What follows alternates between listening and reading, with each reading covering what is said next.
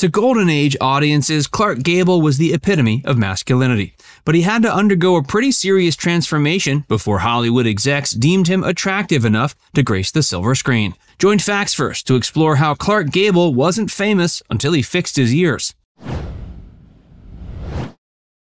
Clark Gable was born in Cadiz, Ohio, February 1st, 1901. Before he was even a year old, his mother passed away. As a child, he had some learning issues. He was dyslexic, and this caused him to quit school at 16.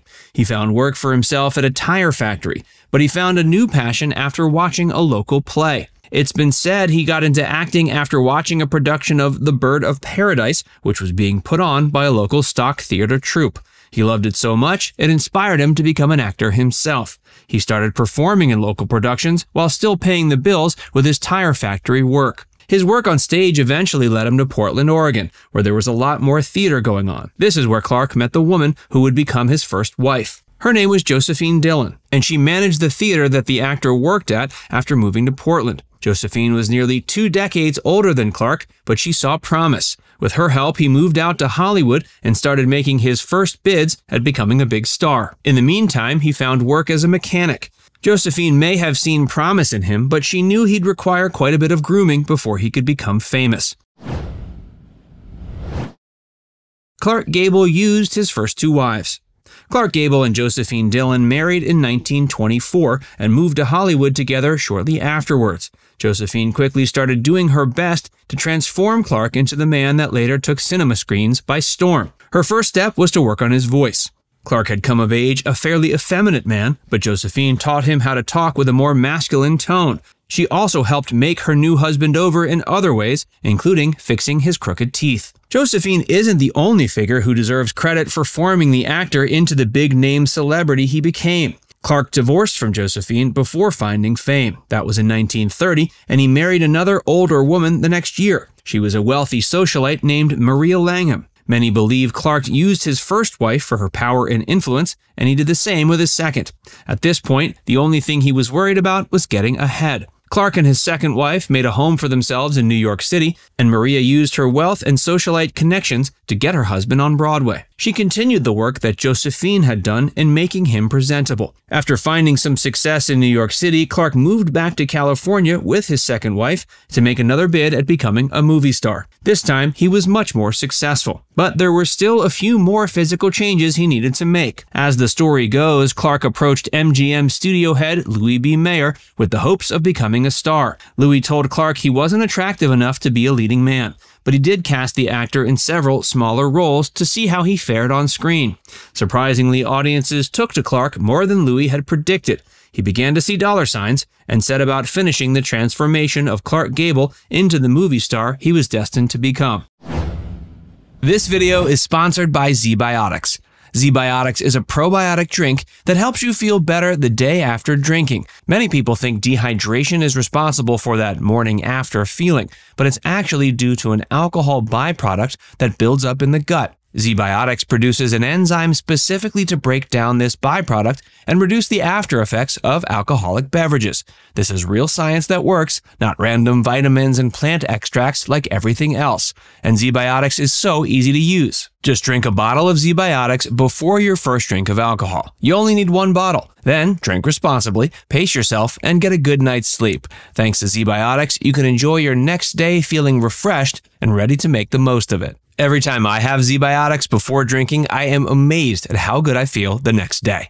With the holiday season upon us, consider gifting ZBiotics to give the gift of a better next morning. It's unique, thoughtful, and under $40. If you use the code FACTSFIRST at checkout, you can get an extra 15% off your first order. Click the link in the description or go to zbiotics.com/factsfirst and get 15% off. Louis B. Mayer finalized Clark Gable's transformation.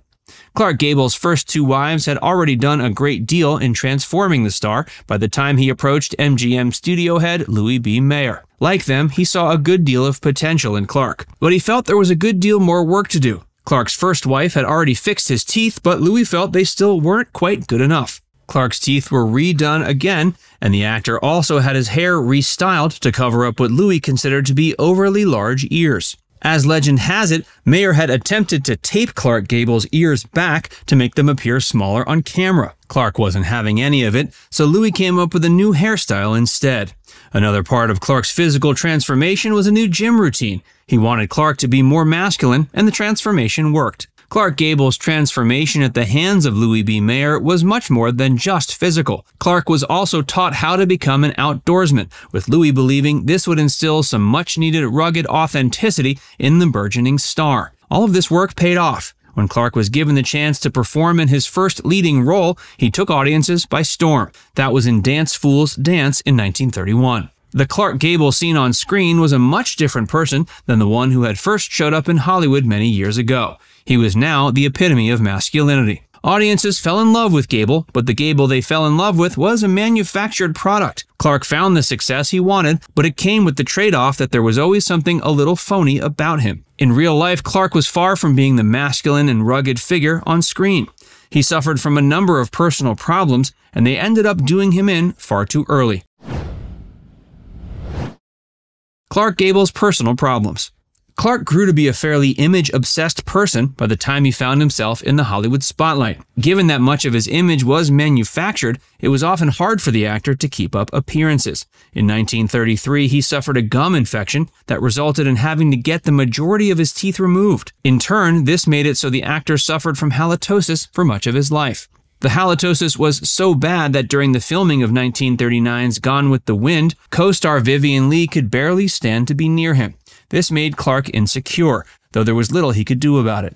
With no ability to control the stench coming out of his mouth, Clark overcompensated by trying to be as cleanly as possible in other ways. He grew to suffer from some pretty serious OCD over the course of his life. He developed a habit of taking several showers a day. His first two marriages had been born from necessity. Clark divorced from second wife Maria Langham in 1939. But after this, he was finally free to use his celebrity status to garner a lover who wasn't well over a decade his senior. The same year Clark divorced from Maria, he married actress Carole Lombard. Clark Gable was never happy in love. Clark and Carole were only married a few years, but that's because of Carole's tragic death.